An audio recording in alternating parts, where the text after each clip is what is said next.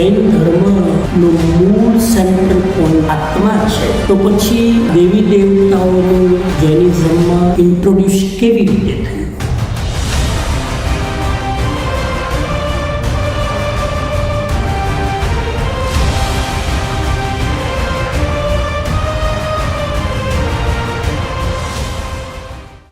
આજે પર્વાધિરાજ પર્યુષણ પર્વનો ત્રીજો દિવસ.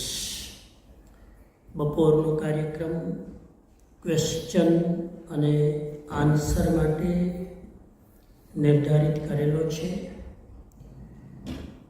સવારે વ્યાખ્યાન સાંભળતા હોઈએ, રાતના સાંભળતા હોઈએ, ઘણા બધા ક્વેશ્ચન મગજમાં ક્રિએટ થાય. So this is a good opportunity to ask the question, and I will try my best to reply your question. So welcome. જય જીનેન્દ્ર સ્વામીજી. મારો સવાલ એ છે કે પોલ્યુશન સ્ટાર્ટ થાય ત્યારે આપણે લીલોતરી પરનું કાંઈ ના ખાઈએ, તો આગલે દિવસે આપણે કરેલું લીલોતરીનું શાક થોડું વધ્યું હોય તો એનું શું કરવાનું? Thank you.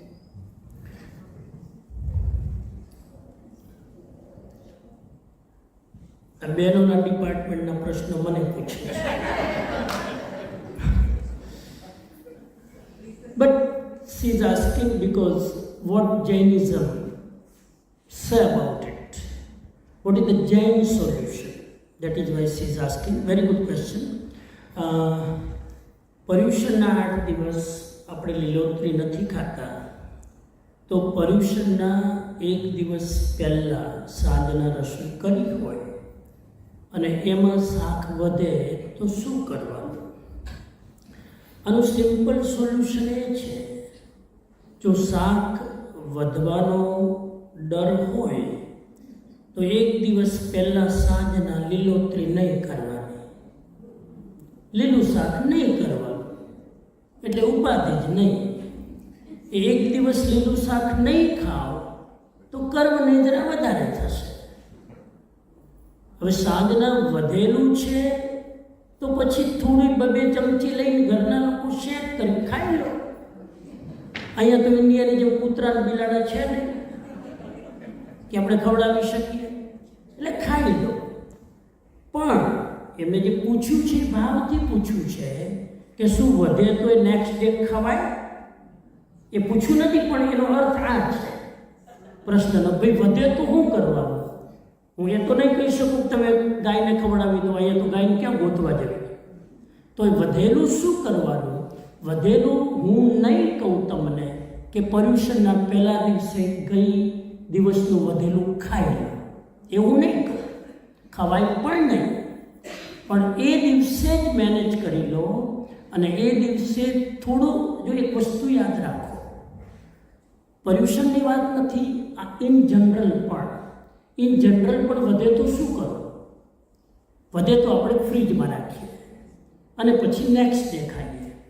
એક સામાન્ય નિયમ યાદ રાખી લો બહેનોને કે try to make less than make more. વધારે બનાવવા કરતાં થોડું ઓછું થશે ને તો વાંધો નહીં, પણ જો વધશે તો પ્રોબ્લેમ છે. થોડુંક શાક ઘટશે તો નુકસાન નથી, પણ થોડુંક જો વધારે બનાવ્યું તો હવે કેટલા દોષ ચાલુ થશે? એક તો વધારે બનાવ્યું એ દોષ, કેમ કે જીવાત ઉત્પત્તિ ચાલુ થઈ ગઈ. પછી એને ફ્રીજમાં રાખશો એટલે બીજી મિસ્ટેક. ત્રીજું, એને બીજા દિવસે વાસી ખાશો, લેફ્ટ ઓવર, એટલે ત્રીજો દોષ. એટલે આ બધાય દોષમાં પડવા કરતાં અમારે ત્યાં સાધુઓનો નિયમ હોય, એક સાથે 5 સાધુ રહેતા હોય ને, તો એક સાધુ ગોચરી જાય બધા માટે લઈને ઇન્ડિયામાં, તો બધા સાધુને પૂછીને જાય તમારા માટે કેટલી રોટલી લાવું? તો કહેશે કે આજે મારે એક જ લાવવાની. જેટલો આહાર મંગાવ્યો હોય એટલું જ પેલો સાધુ લાવે, કે જો એ વધારે લાવે તો એ સાધુને 2 ટાઈમ ખાવાનું. સાંજના પાછું વધે ખાવાનું. એટલે માપસર જ લાવે. એમ ઘરમાં રસોઈ બનાવતા પહેલાં પૂછી લો કે તમે આજે જમવાના છો કે હોટલમાં ખાઈને આવ્યા છો. ઘણીવાર ખાઈને આવ્યા આપણે બનાવ્યું હોય એટલે પહેલેથી પૂછી લો. સ્પષ્ટ વક્તા સુખી ભવેત. જેટલું સ્પષ્ટ કરી લો એટલું તમે પ્રોબ્લેમમાં નહીં પડો. તો આ એનો જવાબ છે કે એ જ દિવસે મેનેજ કરી લો, અથવા તો બનાવો નહીં, અથવા તો બનાવો તો શેર કરી લો. એ શાક પર્યુષણના દિવસે ન ખવાય. અને ખાવું જ પડે, જ્ઞાની આજ્ઞા નહીં કરે કે ખાઓ, ખાવું જ પડે તો એના દોષના કોન્સિક્વન્સીસ ભોગવવાની તૈયારી રાખવાની. નેક્સ્ટ.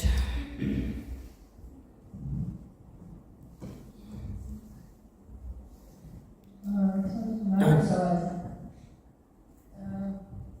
એવું લાગે છે કે હવે અમે ઘણું બધું જોયું, જાણ્યું, ફર્યા હર્યા અને જીવન હવે એવું લાગે છે કે આગળ તૈયારી કરે તો વધારે સારું, જ્યાં આપણે જવાના છીએ. તો એના માટે શું કેવું જીવન હોવું જોઈએ અને એના માટે શું કરવું જોઈએ? સરસ.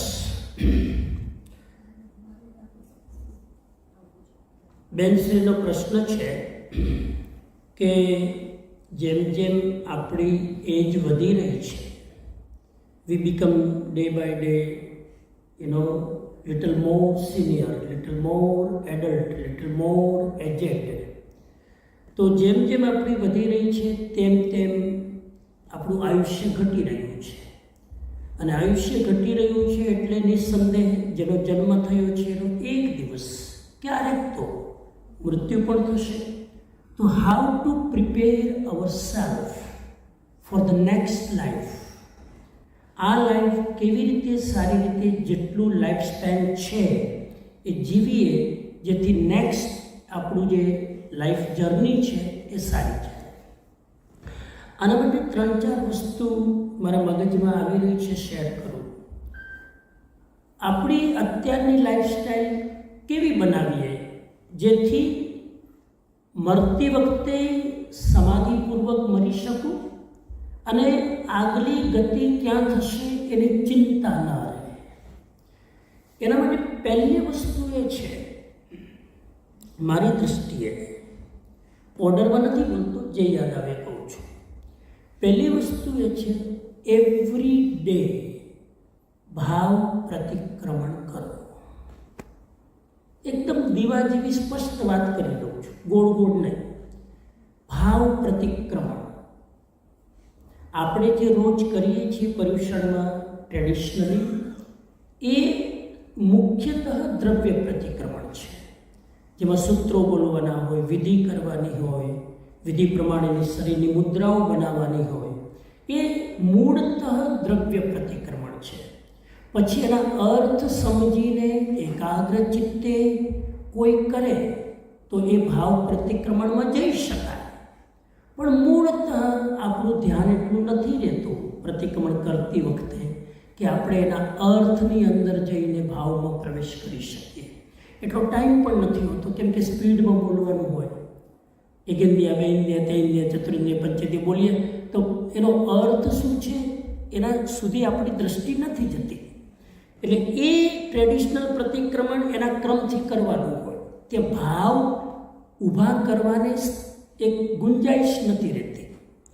એના માટે મારું સજેશન છે, રાતના સૂતા પહેલાં રોજ એક ભાવ પ્રતિક્રમણ થોડી વાર કરી લો. એ ભાવ પ્રતિક્રમણમાં આખો દિવસ જે ભૂલો કરી હોય એનો એકરાર કરો, એનો સ્વીકાર કરો અને એની ક્ષમા માંગો. જે વ્યક્તિ સાથે ભૂલો થઈ હોય તો એને કોન્ટેક્ટ કરીને ફોનથી કે રૂબરૂ તમારી જે ગુસ્તાખીઓ ભૂલોથી કરી છે તમે નમ્રતાપૂર્વક એની માફી માંગી લો. રોજનું એકાઉન્ટ રોજ ક્લિયર કરી લો, જેથી એ ઋણાનું બંધ નેગેટિવ નેક્સ્ટ લાઈફમાં ભોગવવું ના પડે. ઇઝ ધ ફર્સ્ટ કી. હું બહુ જ આના ઉપર એમ્ફેસાઇઝ કરું છું કે દ્રવ્ય પ્રતિક્રમણ બધા ના કરી શકે. અનુકૂળતા પણ ના હોય, ફાવે પણ નહીં, એટલો ટાઈમ પણ ના હોય. ભાવ પ્રતિક્રમણ મિનિમમ 5 મિનિટમાં પણ થાય, 20 મિનિટમાં પણ થાય, 30 મિનિટમાં પણ થાય. અમે આ પર્યુષણ પહેલાં જ લગભગ 5-7 દિવસ પહેલાં, હું તો આટલું ટ્રાવેલ કરું એટલે એટલી બધી ડિમાન્ડ હતી એટલે અમે એક ભાવ પ્રતિક્રમણ બનાવ્યું છે. ઇઝ અબાઉટ 27 મિનિટ, 27 મિનિટનું ભાવ પ્રતિક્રમણ છે. એમાં જેટલા પાપો આપણે ડે ટુ ડે લાઈફમાં કરતા હોઈએ છીએ, ધ્યાનમાં બેસીને એ ગાઈડેડ ભાવ પ્રતિક્રમણ સાંભળીને એ દરેક પાપનું પ્રાયશ્ચિત કરવાનું હોય છે. તો એ ભાવ પ્રતિક્રમણ છે, ઘણા લોકો કરે છે. Personally whoever are interested, we can share that, યુટ્યુબમાં આ બધા જ વિડીયો છે અમારી ચેનલ છે peace of mind Rajkot. Peace of mind Rajkot is our YouTube channel.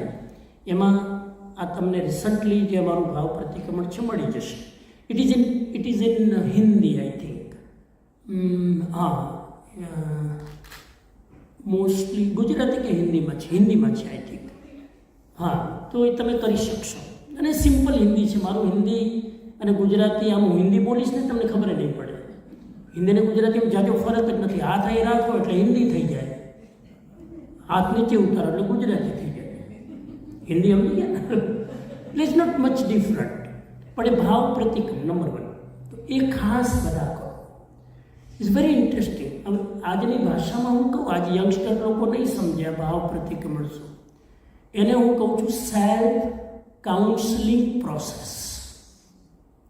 ભાવ પ્રતિક્રમણ is a self counselling process.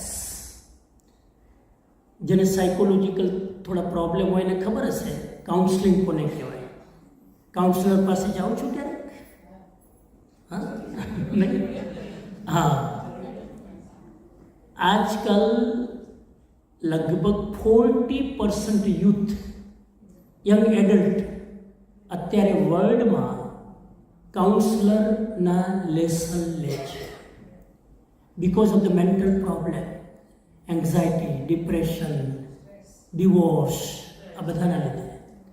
અને એ કાઉન્સલર ઇઝ નોટ ચીપ. 1 કલાકના $400 કોસ્ટ, એની ફી. અને એની પાસે જઈને એ કાઉન્સલર શું કરાવે? તમે જે ભૂલો કરી હોય એ બધી કઢાવે. હવે એને $400 આપવા એના કરતાં મફતમાં ભાવ પ્રતિક્રમણ કરો. ભાવ પ્રતિક્રમણ એટલે સેલ્ફ કાઉન્સલિંગ. સમજાય છે? અને એ તમે કરશો એટલે તમને આંખોમાં આંસુ આવશે. તમે તમારા દોષ કન્ફેસ કરશો અને તમારે મેન્ટલ પ્રોબ્લેમ એનાથી રિમૂવ થશે. એટલે નંબર 1 ભાવ પ્રતિક્રમણ. નંબર 2, બીજી એક વસ્તુ તમે કરો. રોજ બની શકે તો મિનિમમ 10 મિનિટ મેડિટેશન કરો. હું મિનિમમ પ્રોગ્રામ આપું છું, મેક્સિમમ તમે કલાક પણ કરી શકો. મિનિમમ 10 મિનિટ ધ્યાનમાં બેસો. ધ્યાનની ટેકનિક શીખી લો, બહુ બધું છે. ટેકનિક કંઈ ના આવડતી હોય તો આંખ બંધ કરી ખાલી બેસવાનું અને જે કંઈ મગજમાં ચાલે છે એને સાક્ષી ભાવથી જોવાનું. Very simple. ધ્યાનને બહુ કોમ્પ્લિકેટેડ નહીં બનાવો. આંખ બંધ કરી બેસવાનું, મગજમાં જે ચાલે છે ચાલવા દેવાનું. તમારે શું કરવાનું? જોવાનું શું ચાલે. જુઓ મગજ ક્યાં ગયું, જુઓ. રસોડામાં ગયું, ફ્રીજ ખોલ્યું, દુકાને ગયું, ઓફિસમાં, એને જવા દો. જ્યાં જાય ત્યાં જવા દો. ખાલી જુઓ. તમે જેવું તમે માઇન્ડને જોશો ને, માઇન્ડની એક્ટિવિટી સ્લો ડાઉન થઈ જશે. તો આ એક સિમ્પલ મેડિટેશન છે. બહેનોને ખાસ વિનંતી કરું, કરો. એટલા માટે કે આ 10 મિનિટનું મેડિટેશન તમારી ઓરા ચેન્જ કરી નાખશે. અમે તો પ્રયોગ કર્યા છે. 10 લેડીઝને એવા ગ્રુપમાં રાખો કે 10 બહેનો એવી હોય જે રોજ બ્યુટી પાર્લર વિઝિટ કરે, અને જે તમે કરતા હોય સમજી ગયા ને એ બધું કરવાનું. 10 બહેનો એવી રાખો કે no beauty parlour, every day 10 minute meditation. 1 મહિના પછી એની ઓરાના રિપોર્ટ કરાવો. જે એક પણ વાર બ્યુટી પાર્લરમાં નથી ગયો પણ રોજ 10 મિનિટ મેડિટેશન કરે, એની ઓરા પહેલાં કરતાં વધારે પાવરફુલ હશે. So I emphasize too much on meditation. And minimum કેટલી મિનિટ? 10 મિનિટ. 10 મિનિટમાં શું કરવાનું? કાંઈ નહીં કરવું, ઊંઘવાનું નહીં. ને તમે બેહીને પછી ઊંઘ આવી જાય તો ઊભા ઊભા કરવાનું. ઊંઘ આવે તો ધ્યાન કેવી રીતે કરવાનું? ઊભા ઊભા. અને ઊભા ઊભા ઊંઘ આવે તો ઊંઘ લેવાની છૂટ. એકવાર પડશો ને હાડકા તોડશો, બીજી વાર સીધા તો ઊભા ઊભા. વાત નીકળી એટલે કહી દઉં, જૈન મેડિટેશનની પદ્ધતિ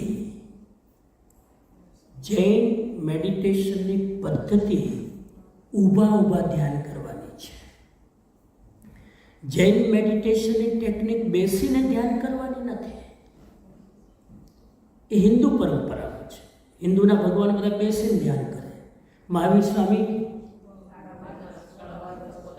ઊભા ઊભા, બાહુબલી ઊભા ઊભા. જૈન તીર્થંકરો આદિનાથથી પ્રતિમાઓ જુઓ તમે, ઊભા ઊભા. મહાવીર સ્વામી તો એમના 12.5 વર્ષની સાધનામાં બેઠા જ નથી ક્યારે. છેલ્લે કેવળ જ્ઞાન થયું ત્યારે ગોદોહિકા આસનમાં પહેલી વાર બેઠા. મહાવીરની ધ્યાન પદ્ધતિ ઊભા ઊભા ધ્યાન કરવાની છે. ઊભા ઊભા ધ્યાન કરો એટલે બોડીનો મિનિમમ પાર્ટ તમારા જમીનના ગ્રેવિટેશનને ખેંચે. તમે સૂઈને કરો, બેસીને કરો, મેક્સિમમ બોડીનું ગ્રેવિટેશન જમીન ખેંચે છે. અને ગોદોહિકા આસન કેમ પસંદ કર્યું ભગવાને? ખાલી પંજા જ જમીન ઉપર રહે, આખું શરીર અધર, ગ્રેવિટેશન ફોર્સ ખેંચે. ધ સાયન્ટિફિક પોસ્ચર ગોદોહિકા આસન, યુ નો ધેટ? ગોદોહિકા નામ ક્યાંથી આવ્યું? ગાયને દોતી વખતે મહિલા જે આસનમાં બેસે એને કહેવાય ગોદોહિકા આસન. તો બીજી પ્રક્રિયા છે મેડિટેશન. પેલું ભાવ પ્રતિક્રમણ, બીજું મેડિટેશન. ત્રીજી પ્રક્રિયા છે એવરી ડે અથવા વીકમાં 5 દિવસ અથવા એવરી ડે 10 મિનિટ મિનિમમ સ્વાધ્યાય કરો. 10 મિનિટ. હવે એનો ક્રમ બનાવવો હોય તો એવી રીતે બનાવો કે પહેલાં 10 મિનિટ સ્વાધ્યાય કરવાનો, પછી સેલ્ફ ઇન્ટ્રોસ્પેક્શન કરવાનું અને પછી મેડિટેશન કરવાનું. આ 10-10 મિનિટના 3 સ્લોટ કરો, અડધો કલાકનો પ્રોગ્રામ. આ અડધો કલાકની મિનિમમ સાધના જો તમે કરો તો આ જન્મ સફળ, મૃત્યુ સમાધિમય અને આગલી ગતિ, સારી ગતિમાં જન્મ થાયની ગેરંટી. 3 જન્મો કોણ સુધારે? આ 3 વસ્તુ કરવાથી 3 જન્મ સુધરે, 3 અવસ્થાઓ સુધરે: જીવન, મૃત્યુ અને ભાવિ જીવન. તો આ મિનિમમ પ્રોગ્રામ છે. બાકી તપસ્યા કરતા હોય તપસ્યા કરે, મેં સવારે વાત કરી. તમારો જે માર્ગ હોય, ભક્તિ કરતા હોય ભક્તિ માર્ગમાં જાઓ. પણ આ મિનિમમ પ્રોગ્રામ છે. નેક્સ્ટ, મેક્સિમમ ક્વેશ્ચન કવર થાય એ રીતે હું ટ્રાય કરું છું કે જેથી આપણે વધારે ક્વેશ્ચન લઈ શકીએ. આ બાજુ ભાઈઓમાં કોઈને ક્વેશ્ચન? બહેનોમાં? હા, આપો. કોણ છે? ભાઈઓમાં છે.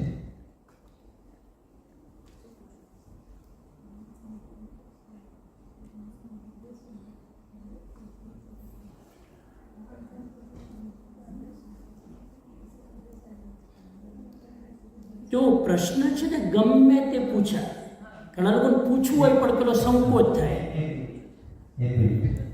Every question is respectful. એટલે તમે એમ ના માનતો કે આવો વિયર્ડ ક્વેશ્ચન સમજીને શું લાગશે, સારું જ લાગશે.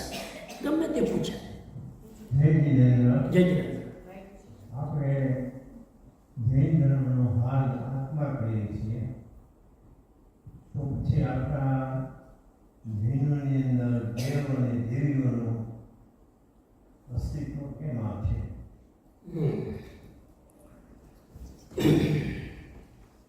પ્રશ્ન છે કે જૈન ધર્મનો મૂળ સેન્ટ્રલ પોઈન્ટ આત્મા છે, તો પછી આ દેવી દેવતાઓનું જૈનિઝમમાં ઇન્ટ્રોડ્યુસ કેવી રીતે થયું? મૂળ આ પ્રશ્ન છે. સારો ક્વેશ્ચન છે, થોડું સમજવું જોઈએ. જૈન દર્શન મૂળ આત્મવાદી દર્શન છે, આત્મકલ્યાણને ફોકસ કરે છે, પરંતુ એક સામાન્ય નિયમ છે કે આત્મ ઉત્થાન સીધું કરવું બધાનું સામર્થ્ય નથી હોતું. હું કહું કે ભાઈ હું ચોથા માળે રહું છું અને તમને કહું કે ચોથા માળે આવીને મને મળી જાઓ. હવે તમારા ગુડા કામ ના કરતા હોય અને લિફ્ટની વ્યવસ્થા ના હોય તો તમે શું કરો? અમારા ઇન્ડિયામાં શું કરે? મારા સાહેબ જરા નીચે આવજો ને દર્શન આપજો. એ તો ઉપર ચડી નથી શકતા, એટલે મારા સાહેબને દર્શન આપવા માટે નીચે ઉતારે અને મારા સાહેબના ગુડા કામ કરે છે, તો ઓફકોર્સ આવવું જોઈએ. ઉપકાર એમની ફરજ છે તો આવે. પણ મારો કહેવાનો મતલબ એ છે તમારા પ્રશ્નના સંદર્ભમાં કે બધા જ લિફ્ટ વગર ઉપર પહોંચી શકતા નથી. ઘણાને લિફ્ટ જોઈએ ઉપર ચડવા માટે. દેવી દેવતા is a kind of lift. એ લિફ્ટનું કામ કરે છે અને લિફ્ટનું કામ શું છે? ઉપર પહોંચવાનું. ઉપર પહોંચ્યા પછી લિફ્ટને શું કરાય? મૂકી દેવાય. એ પછી બીજા કોઈ લેવા જાય. પણ આપણે તો પછી પકડી રાખીએ લિફ્ટને. અરે લિફ્ટ તો ઉપર જવા માટે હતી, લિફ્ટ તો આત્મા સુધી પહોંચવા માટે હતી. તમે આત્માને ભૂલી ગયા, લિફ્ટની પૂજા કરો, તિલક કરો, સ્વસ્તિક કરો. ના ના, આ તો મારી ઉપકારી હો, આનું ઋણ તો ચૂકવવું જ પડે, તો ચૂકવ્યા કરો.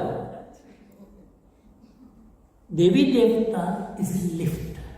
અને દેવી દેવતામાં પણ Jainism is a very clear સમ્યક દ્રષ્ટિ દેવી દેવતા. જૈન ધર્મમાં ક્યાંય કીધું નથી તમે મિથ્યા દ્રષ્ટિ દેવી દેવતાને પૂજો. અધિષ્ઠાયક દેવી દેવતા છે, like Dharnendra, Padmavati for example. સમ્યક દ્રષ્ટિ દેવી દેવતા છે, એ ભોગમાં ફસાયેલા નથી, અલ્પ ભાવમાં મોક્ષગામી જીવ છે. એટલે આવી દેવી દેવતાઓ લિફ્ટ તરીકે આપણે એનો સહારો લઈને જો પરમાત્માને આત્માની અનુભૂતિ સુધી પહોંચી શકીએ તો એ લિફ્ટનો સહારો લેવામાં જરાય વાંધો નથી. એનાથી કોઈ મિથ્યાત્વ નથી આવતું. લક્ષ્ય ચૂકવવું ન જોઈએ. દેવી દેવતાની વાત શું કરો? કોઈ પણ નિમિત્તે તમારે આત્મા સુધી પહોંચવું તો નિમિત્ત તો લેવા પડે, અને એ નિમિત્તોમાં દ્રવ્ય, ક્ષેત્ર, કાળ, ભાવ, આ બધા જ નિમિત્તો લેવા પડે. હવે હું તમને કહું કે આત્મા સુધી પહોંચવું છે, પછી વ્યાખ્યાન સાંભળવાની શું જરૂર છે? ધ્યાનમાં બેહીને પહોંચી જાઓ, અંદર તો છે આટલું નજીક, આમ કરીને આંખ બંધ કરી જાઓ અંદર. પહોંચાતું નથી. પહોંચવા માટે સમજવું પડે, અને સમજવા માટે સત્સંગ કરવો પડે. આ પણ એક લિફ્ટ છે, સત્સંગ પણ લિફ્ટ છે. એવી રીતે જ્યોતિષશાસ્ત્ર, જૈનિઝમ, જૈન આચાર્ય જેટલા જ્યોતિષમાં પારંગત છે એટલા ભારતમાં કોઈ નહીં. સાહેબ તમારો ચહેરો જોઈને કહી દે કે તમારી કુંડળી શું છે. હું રાજસ્થાનમાં એક જગ્યાએ સ્કૂલમાં લેક્ચર આપતો હતો, તે પંડિતજી પાછળ બેઠા હતા. હું લેક્ચર આપું ને એ મારા ચહેરાની કુંડળી બનાવ્યા કરે. જેવું લેક્ચર પત્યું મને કે 10 મિનિટ મળવું છે. મેં બોલો. મને કે તમારી કુંડળી બતાવો ને. મેં કીધું કુંડળી લઈને હું ફરતો નથી. કુંડળી લઈને કોણ ફરે? દુખિયારા જીવ. સુખિયારો ક્યારેય કુંડળી લઈને ન ફરે. દુઃખી જીવ હોય બિચારો કુંડળી લઈને ફરે, પછી કોઈકને બતાવે. કુંડળી નથી. એને મને મારી કુંડળી બનાવીને આપી દીધી, મારો ચહેરો જોઈને, અને મને કીધું રાજકોટ જઈને તમારી કુંડળી સાથે મેચ કરી લેજો. સાહેબ મેં મેચ કરી એક્ઝેક્ટલી મારી કુંડળી. એટલે આપણે ત્યાં ફેસ રીડિંગ આવ્યો. આ બધું જૈનિઝમમાં છો પાછું તમે કહેશો ને કે બધું જ્યોતિષ. જૈનિઝમમાં એક શાસ્ત્ર છે, એને કહેવાય છે અષ્ટાંગ નિમિત્ત. શું નામ શાસ્ત્રનું? અષ્ટાંગ નિમિત્ત. એમાં 8 વસ્તુઓ ઉપરથી તમારું પાસ્ટ અને તમારું ફ્યુચર પ્રિડિક્ટ કરવામાં આવે છે. એક ગ્રંથ છે, ક્યારેક વાંચજો. એ ગ્રંથનું નામ છે નયચક્ર. હે પણ ગેરંટી કે નયચક્ર વાંચતા વાંચતા ચક્કર ખાઈ જશે એવો ગ્રંથ છે. હા ના નથી. હા પણ કહું છું, ધુરંધર જૈન આચાર્ય આખો એક ગ્રંથ જૈન જ્યોતિષશાસ્ત્ર છે. હવે મને ઘણી વાર થતું હતું તમારી જેમ ભાઈ સાહેબ કે બધું આત્માનું કલ્યાણ કરું તો આ બધું વાંચવાની હું જરૂર. પણ જો મને ખબર, સાહેબ અહીં સુધી કહું તમને, કોઈ પણ જૈન આચાર્ય પોતાના પછીના ઉત્તરાધિકારીનો નિર્ણય કરે ત્યારે એ સાધુની કુંડળી ગુરુ મહારાજ બતાવે. કુંડળી જોઈને જો ગુરુ મહારાજને ખબર પડી જાય કે આનું આયુષ્ય 5 જ વર્ષનું છે તો એને ઉત્તરાધિકારી પદ આપે નહીં. આ બધું ગુરુ મહારાજ જોતા હોય. એટલા માટે આ પણ એક શાસ્ત્ર છે કે કોઈ પણ જીવનું કલ્યાણ થવાનું છે કે નહીં એ આ બધી વસ્તુથી ખબર પડે. અષ્ટાંગ નિમિત્ત એ ગ્રંથ છે, એમાં આ બધું જ વર્ણન છે. એવી રીતે પછી રુદ્રાક્ષ પહેરવાની વાત આવે, બધા રિંગ પહેરવાની વાત આવે. આ બધું નિમિત્ત છે. આ બધું શું છે? નિમિત્ત. એનો મેં શબ્દ કયો વાપરું? લિફ્ટ. આ લિફ્ટ છે. તમે કમજોર હોય ને લિફ્ટની જરૂર હોય તો સહારો લો. તમને જો લિફ્ટની જરૂર ન હોય ડાયરેક્ટ પહોંચી જાઓ. 2 રસ્તા છે. એટલા માટે સમ્યક દ્રષ્ટિ દેવી દેવતાની આરાધના કરવી કોઈ પ્રોબ્લેમ નથી. આપણી સ્થિતિ એવી નથી કે પુણ્ય પાપથી પરે જઈને સીધા જ આત્મામાં જઈ શકીએ. પુણ્ય આપણને આડે આવતા હોય છે, પાપ પણ આપણને આડે આવતા હોય છે, અને આ સહારો લેવો પડતો હોય છે. આ વસ્તુ ઘણીવાર સ્પિરિચ્યુઅલ જર્ની માટે જરૂરી છે.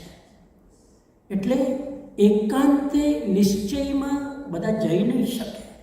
વહીવાર ધર્મ પણ પાડવો પડે, પણ એમાં અટકી નહીં જવાનું. એ જ વસ્તુ સત્ય નથી, એનો સહારો લઈને મૂળ લક્ષ્ય યાદ રાખવાનું. આટલું મારે કહેવું છે. તો લિફ્ટ તરીકે એને વાપરો, સાધન તરીકે વાપરો, લક્ષ્ય આપણું ભૂલાવવું ન જોઈએ. નેક્સ્ટ. હા, આપનો ક્વેશ્ચન. હા, આ બેનનો સવાલ છે. આમ તો હેલ્થ માટે છે કે એ જ્યારે બેસે છે ને ત્યારે એને શરીરમાં બહુ તકલીફ થાય છે, ઊભા થાય, ચાલે છે ત્યારે સીસ્પાઈન, તો એના માટે કેટલી એજ છે?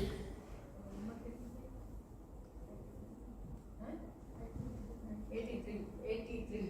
હા, શારીરિક પ્રોબ્લેમ, ચાલવામાં પેઇન. હા, હવે આમાં એવું છે, ધાર્મિક દૃષ્ટિએ, જૈનિઝમની દૃષ્ટિએ હું એટલું કહી શકું કે આ એક અસાતા વેદનીય કર્મનો ઉદય છે. કર્મનો ઉદય જ્યારે ચાલી રહ્યો હોય ત્યારે શારીરિક સ્થિતિઓ આવી અપ્સ ડાઉન્સવાળી આવે. ઉદય ચાલ્યા પછી કર્મનો ઉદય ન થાય ત્યાં સુધી કંટ્રોલ તમારા હાથમાં છે. આમાં અહીંયા જેટલા લોકો બેઠા છે બધાને પૂછું કે અસાતા વેદનીય કર્મનો બંધ કરેલો છે કે નહીં આપણે? હા, અસાતા વેદનીય કર્મ બંધાયેલું છે કે નહીં? તમારું મારું છે. છતાં પણ આમાંથી ઘણા લોકોને હજુ એ સ્થિતિ નથી આવી કે અસાતાનો ઉદય થાય. કર્મ છે, ઉદયમાં નથી. એનો મતલબ છે કે ઉદયમાં નથી ત્યાં સુધી તમે ધ્યાન રાખો તો એ ઉદયમાં બહુ લેટ આવશે, કદાચ ન પણ આવે. નિમિત્તનું ધ્યાન રાખો તો બંધાયેલું કર્મ ઉદયમાં ન પણ આવે. સમજાય છે મારી વાત? હવે નિમિત્તનું શું ધ્યાન રાખવાનું? સૌથી પહેલાં ખાવા પીવાનું ધ્યાન રાખો. ખાવા પીવાનો પૂરો કંટ્રોલ રાખો તો કદાચ અશાતા વેદનીયનો ઉદય કર્મ છે તોય મારું અશાતા વેદનીય કર્મ છે. કેટલાય ભવોમાં કેટલાય નિર્દોષ પ્રાણીની હત્યાઓ કરી છે, કેટલાય કોક્રોચ માર્યા છે, કેટલાય સ્પ્રે કર્યા છે, કેટલાય ઉંદરડાને માર્યા છે. આ બધાથી તીવ્ર અસાતા વેદનીય કર્મ બંધાય અને એ ઉદયમાં આવે ત્યારે ભલભલાને હલાવી દે. ઉદયમાં ના આવે ત્યાં સુધી કેર કરો. હવે હું છું તો લગભગ મારો નિયમ છે, મારાથી ઉપવાસ બહુ નથી થતો, પણ લગભગ હું 365 દિવસ તપશ્ચર્યા કરું છું. તમે કહેશો કે ઉપવાસ નથી થતો ને 365 દિવસ તપસ્યા? હા, કરવી તમારે. ઉપવાસ કર્યા વગર 365 દિવસ તપસ્યા થાય, ખાતા પીતા તપસ્યા થાય.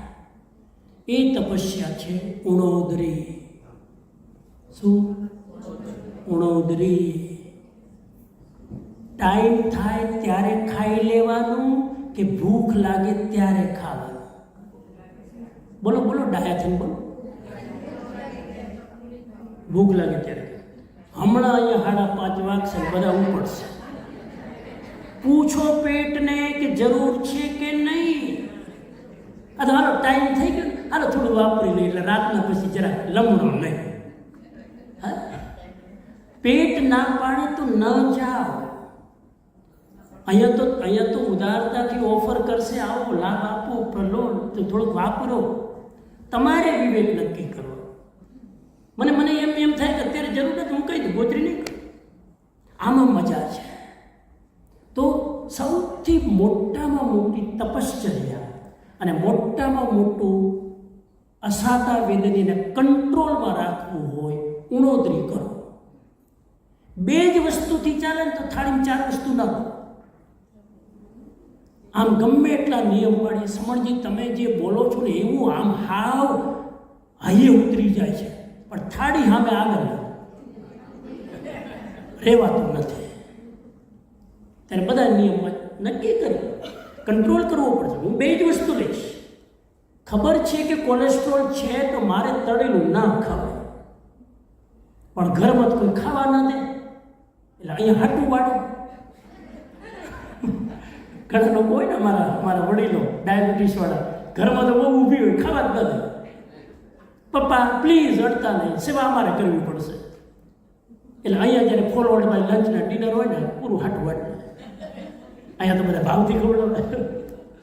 એટલે આ કંટ્રોલ કરો, ખાવાનો કંટ્રોલ. પછી છતાં કર્મ ઉદયમાં આવ્યું હોય, ક્ષમતા રાખવાની. એક બીજી વસ્તુ કહી દો, વાત નીકળી જતો. તબિયતની ફરિયાદ નહીં કરવાની. ગુડા દુખે ફરિયાદ નહીં કરવાની. રાતના ઊંઘ ના આવી હોય 1 દિવસ ફરિયાદ નહીં કરવાની. ફરિયાદ નહીં, મહાવીરને યાદ કરવાના. 12.5 વર્ષ સુધી ક્યાંય ઊંઘતા નતા ને આપણે 1 રાત ઊંઘ ના આવે એમાં તો ઘરમાં 5 જણની ઊંઘ ઉડાડી દઈએ. જેને પૂછે શું કાલે ઊંઘ નહીં આવી હો. અને ઘણા તો પાછા એવા હોય જેને ઊંઘ જ ના આવતી હોય રાતના, એવા ઘણા મહાપુરુષ છે. રાતના ઊંઘ જ ના, એ હુવા જાય એટલે પહેલેથી જ નક્કી કરે, હુવા તો જાઉં છું, ઊંઘ તો આવવાની જ નથી. હુવા તો જઈ રહ્યો છું, ઊંઘ તો આવવાની, પહેલેથી જ માઇન્ડ સેટ કરેલું છે. આવતી હોય તો પણ નહીં આવે. એટલે અમુક વસ્તુને સ્વીકારી લો. ઉંમર છે, આ શરીરે 80 વર્ષ સાથ આપ્યો. ગમે તે ખાતા હતા પીતા હતા તોય આ શરીરે 80 વર્ષ ધક્કા મારીને ચલાવ્યું. હવે 10 વર્ષ તકલીફ આપે તો એને જરા નભાવી લો ને, એને જરા એડજસ્ટ કરી લો. અને એડજસ્ટ આવી રીતે કરો.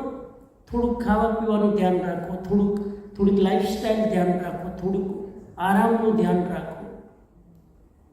અને હજુ એક વસ્તુ કહી દઉં વાત નીકળી એટલે એ વસ્તુ એ કહી દઉં, તમારી ઉંમર થાય એ ઉંમરને સ્વીકારવાની હિંમત રાખો. ઘણી વાર તો 80 વર્ષના થઈ ગયા હજુ સ્વીકારી ન શકે. અને કોઈ બિચારાને હલાવીને ચક્કર આવતું હોય, કોઈ આંગળી ના હું તો હજુ બરાબર છું. હવે તમે બરાબર છો ને ક્યાંક હાડકા પાંકડા તૂટશે તો ઘરમાં છોકરાને 5 મહિના સુધી સેવા કરવી પડશે. સ્વીકારો કે મારી ઉંમર. અમારે ત્યાં છે રાજકોટમાં એક ભાઈ, હાથ ધ્રુજે પગથિયા આમ ચડાય નહીં, આપણે આંગળી તો નહીં, આંગળી નહીં પકડવાની, હું ઘરનો થોડો છું લે અલે આપણે તું મરીશ. આપણને ખબર જ હોય કે ચક્કર ખાઈ, આપણે ચક્કર ના સ્વીકાર જ ન કરે કે હું ઘરડો થઈ ગયો છું. પ્લીઝ તમારા ઘડપણને સ્વીકાર કરો. ઘરડું થવું ગુનો નથી, એને નહીં સ્વીકારવું એ ગુનો છે. મારી ઉંમર થઈ ગઈ છે, મારે હાથ સહારો લેવો પડે, મારે વ્હીલચેરમાં બેસવું પડે. તમે જો ઓવર કોન્ફિડન્સમાં રહેશો ને ઓલ્ડ એજમાં તો તમારા કારણે બધા દુઃખી થશે. એટલે આ 2-4 વસ્તુ ખાસ ધ્યાન. મેમોરી થોડીક ઓછી થઈ ગઈ તો સ્વીકાર કરો. તો સ્વીકાર ન કરે. આપણે કાલ તો કીધું તું, હે તમે કીધું તું, મને તો ખબર, તો સ્વીકાર નહીં કરે કે મારી મેમોરી વીક થઈ ગઈ છે. યાદ રાખો, અમુક વસ્તુ સ્વીકારી લેવાથી એના સંઘર્ષો ઘટી જાય છે. નહીં સ્વીકારો, સંઘર્ષો વધશે. આ હું તમને કહું, સ્વીકારવા. અને ઘડપણ ખરાબ છે, કુરૂપ છે, કોણે કીધું? એક લેખકે પુસ્તક લખ્યું છે, સોહામણું ઘડપણ. વાંચો ક્યારે? મેં એક પુસ્તક લખ્યું છે 60 વર્ષ પછીની જવાની. વાંચો ક્યારે? 60 વર્ષ પછીની જવાની. 60 પછી તો જિંદગી જીવવાની શરૂઆત થાય છે. 60 વર્ષ સુધી તો આ જવાબદારીઓના ભાર નીચે દબાવીને જીવ્યા, રિટાયર્ડ થયા, હવે સાચી જિંદગી જીવવાની છે. ત્યારે જ માણસ થાકી જાય. હું કહું છું 60, 65, 70 થઈ ગયા હોય, પૈસાની બહુ જરૂર ન હોય તો પછી હવે નિવૃત્ત થઈ મનપસંદ પ્રવૃત્તિઓ કરવાનું ચાલુ કરો. જિંદગીભર પૈસા કમાવાના મશીન ન બનો. ઉંમર થાય પછી નિવૃત્ત થઈને, રિટાયર્ડ થઈને જે તમારા ડ્રીમ છે એ ડ્રીમ પૂરી કરવાની યાત્રા શરૂ કરો. તમારા શોખ હોય કે એ શોખ પૂરા કરો. તમારે ટ્રાવેલિંગ કરવો, ટ્રાવેલિંગ કરો. ઘણા તો એટલા બધા કંજૂસ હોય, ટ્રાવેલ ના કરે, પૈસા કમાવ્યા કરે, દબાવ્યા રાખે, કમાવ્યા કરે, દબાવ્યા રાખે. કોણ ભોગવશે? છોકરાઓ. અને છોકરાઓને એની જરૂર નથી. છોકરા કે બાપા તમે વાપરી જાઓ તમારા પૈસા. ક્યાંથી વાપરે? પેલો જીવ ના હાલે, લોભીઓ. હે, લોભીની પ્રકૃતિ એવી હોય કે ટિંચર આયોડિન, અમારે ગુજરાતમાં કહેવાય ટિંચર આયોડિન આવે ને, જે કંઈક વાગ્યું હોય તે લગાડે, એન્ટીસેપ્ટિક. ટિંચર આયોડિન ઢોળાઈ જાય ભૂલથી તો લોભીઓ એને જવા ના દે, ચપ્પુ લઈને કાપો કરે ને પછી લગાવે. હા, બેકાર ના જવું જોઈએ ને લોભીઓ. આ પ્રકૃતિમાંથી બહાર નીકળો. તો સ્વીકાર કરો. વાત નીકળી એટલે એક મેસેજ જાય સમાજમાં. 60, 65, 70 પતી ગયા હોય ને, હું પર્સનલી કહું છું, નિવૃત્ત થવાની હિંમત હોવી જોઈએ. નિવૃત્તિ લેવી ગુનો નથી. ઘણા લોકો કહેતા હોય અમે તો મરતા દમ સુધી કામ કરશું, અમે તો એક્ટિવલી દેહ છોડશું. તારા હાથમાં છે બધું? એક્ટિવલી દેહ છોડીશ? કમાતા પહેલા હું ઘણી વાર કહું, રિટાયર્ડ પહેલા થવાનું કે એક્સપાયર પહેલા થવાનું? ઘણા રિટાયર્ડ થયા પહેલા એક્સપાયર થઈ જાય છે. આ જિંદગીનો અપરાધ છે. એક્સપાયર થતાં પહેલાં રિટાયર્ડ થાવ, અને રિટાયર્ડ થઈને જે તમારા ડ્રીમ છે, યાત્રા કરવાના, સેવા કરવાના, લોકોને મદદ કરવાના, આત્મકલ્યાણના કે ગ્રંથો વાંચવાના કેટલું બધું કામ છે એ શરૂ કરો. Next I think last question લઈ લઈએ પછી પૂરું. 10 મિનિટ છે આપણી પાસે. હા, મૂર્તિ પૂજક જે ભાઈઓ છે એ બધો આગવી કરે અને બધી પૂજા કરે છે મૂર્તિઓની, એમાં અસાધના નથી થતી? મૂર્તિ પૂજા, ભગવાનની મૂર્તિ પૂજા, ભગવાનની મૂર્તિ પૂજા કરે એમાં અસાધના, આંગી કરે એમાં અસાધના. હા, ફૂલ ચડાવે. હા હા, આ પ્રશ્ન એવો છે કે જવાબ આપીશ તો મારું આવી બનવાનું છે. એટલે અમારા ગુરુએ શીખવાડ્યું કે અમુક જવાબો બહુ વિવેકથી આપવાના. હે, કેમ કે આપણે ત્યાં 2 પરંપરા છે, સ્થાનકવાસી અને એક સાધુ તરીકે કોઈની શ્રદ્ધાને ઠેસ પહોંચે એવી હિંસાત્મક ભાષા સાધુ ન વાપરે. એટલા માટે એમની શ્રદ્ધા છે કે એમની પરંપરા છે, એમના ગુરુઓ પાસેથી શીખ્યા છે, પૂજા કરે, આંગી કરે, કરવા. હા, હું એટલું માનું કે અતિશયોક્તિ ન થવી જોઈએ, અતિરેક ન થવો જોઈએ.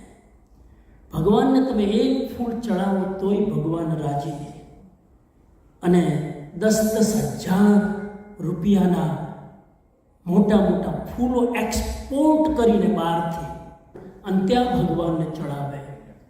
ભગવાન કહે છે મને 1 પણ ફૂલની જરૂર નથી, મને તો તારી શ્રદ્ધાનું ફૂલ ચડા, હું રાજી છું. પણ ઘણીવાર એ જીવને સંતોષ નથી થતો એટલે એ ચડાવે છે. મારો આનો જવાબ એટલો જ છે કે આંગી કરીને કે ફૂલ ચડાવીને કે કંઈ પણ કરીને એની આત્માની શુદ્ધિ થતી હોય તો એ પૂજા સારી. આત્માની શુદ્ધિ ન થતી હોય, રાગદ્વેષ ઓછા ન થતા હોય તો કોઈ પણ વિધિ કરે એનાથી એ જીવ ક્યાંય પહોંચતો નથી. તમે પૂજા નહીં કરીને પણ જો તમારા રાગદ્વેષ ઓછા નથી કરતા તો તમે પણ પૂજા નહીં કરીને કલ્યાણ કરો છો ન માનતા. પૂજા કરવી કે ન કરવી મહત્વની નથી, મહત્વની છે ભગવાનની વિતરાગતા, એ કરતા કે ન કરતા આપણામાં આવવી જોઈએ. એ આવે એ આપણું લક્ષ્ય હોવું જોઈએ. એટલા માટે એ એમની પરંપરા છે, આપણે એને સલામ કરીએ, નમસ્કાર કરીએ. અતિરેક ના થાય એનું સૌએ ધ્યાન રાખવાનું. કેમ કે કોઈ પણ જૈન સાધુ, એ પછી ડેરાવાસી હોય કે સ્થાનકવાસીનો તો સવાલ જ નથી, કોઈ પણ ડેરાવાસી સાધુ દ્રવ્ય પૂજા નહીં કરે. કરશે? કેમ નહીં કરે? કેમ નહીં કરે? બોલો.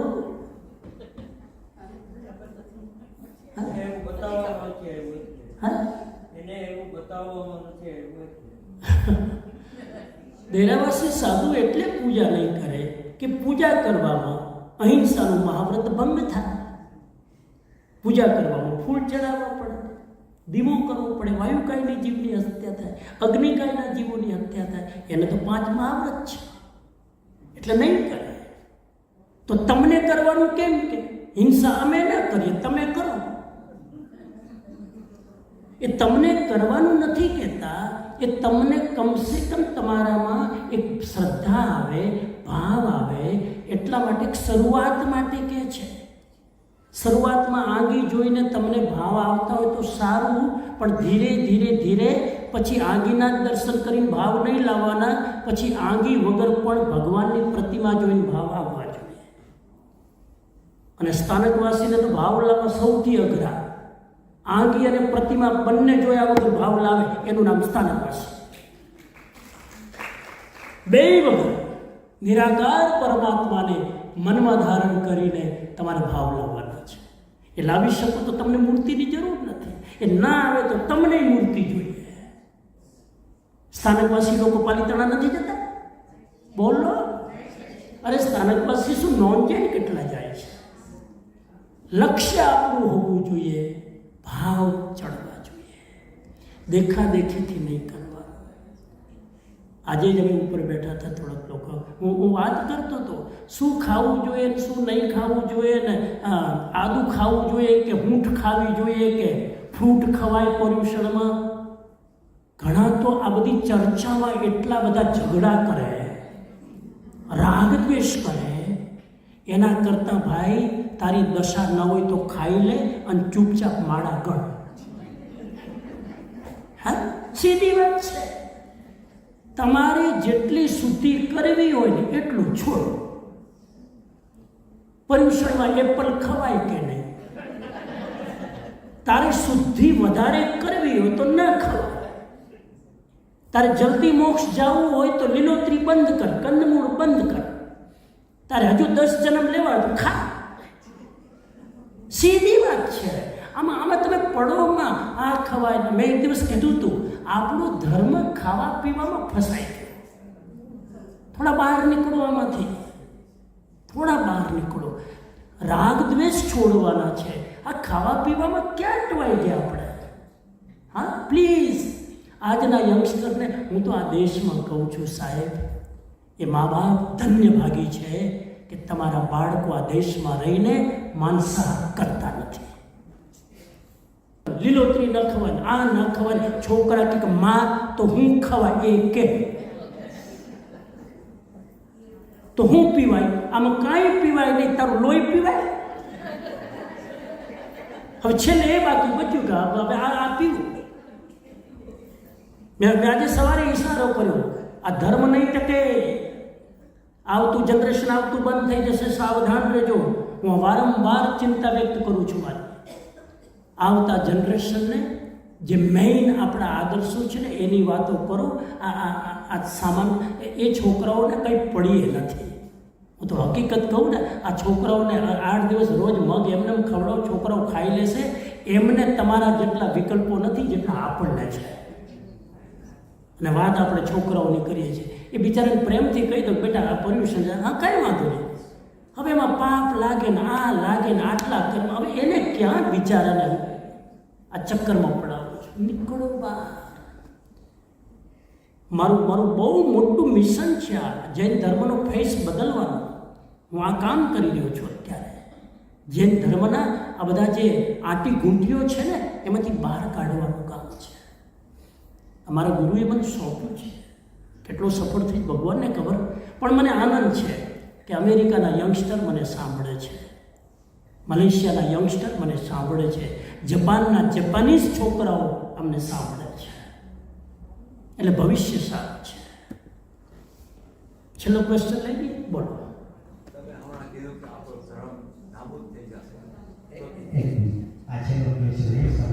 આ 2 મિનિટમાં આન્સર કરી દે.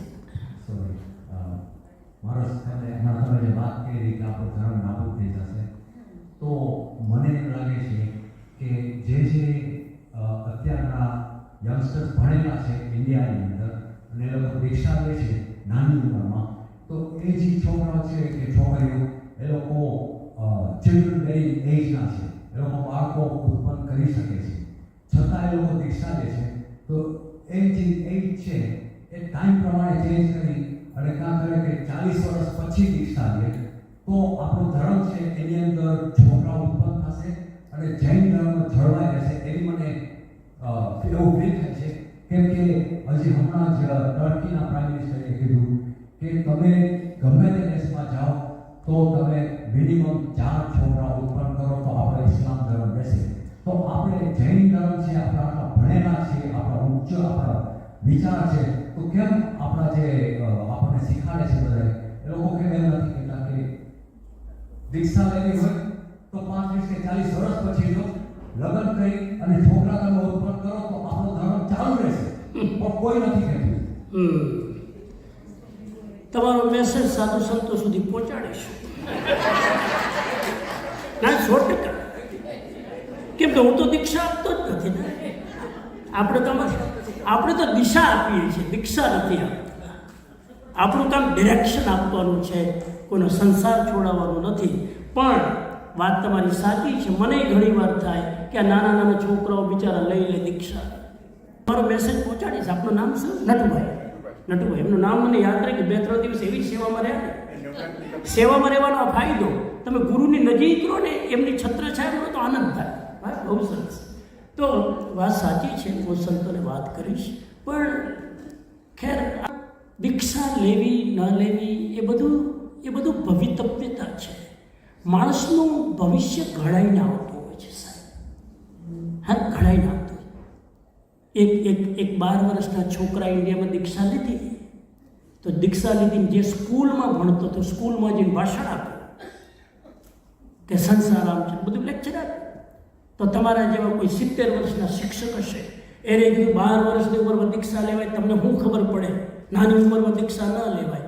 એ સાધુએ 12 વર્ષના છોકરાએ કીધું, કાંઈ વાંધો નહીં, આજથી મારી દીક્ષા લેવાનો પ્રોગ્રામ કેન્સલ, તમે દીક્ષા લઈ લો.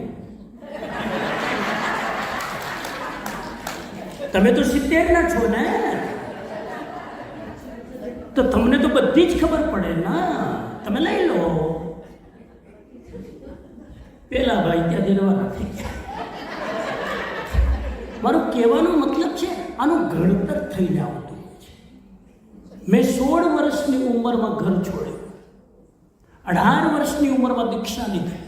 મારા પરિવારમાં કોઈ બેકગ્રાઉન્ડ નહીં, મારા પરિવારમાં કોઈએ મને પ્રેરણા નથી આપી દીક્ષા લેવાની. કોઈ મારા એવા મિત્રો નહોતા કે મને મોટિવેટ કરી શકે. માત્ર પુસ્તક હાથમાં આવ્યું, મેં વાંચ્યું, મારા પૂર્વજન્મના સંસ્કારો જાગી ગયા.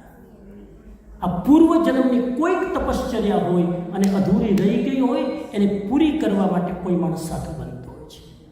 એટલે 4 છોકરાઓ પેદા કરવા, 6 છોકરાઓ પેદા કરવા, એ કર્યા પછી શું થાય ને એ તમે એકવાર કરીને જોજો. નહીં, એનું આખું ગણિત અલગ છે. એટલે 4 છોકરાઓ પેદા કરવા કોઈ સમાધાન નથી. મારો મુદ્દો એ છે, એ કોઈ સમાધાન નથી.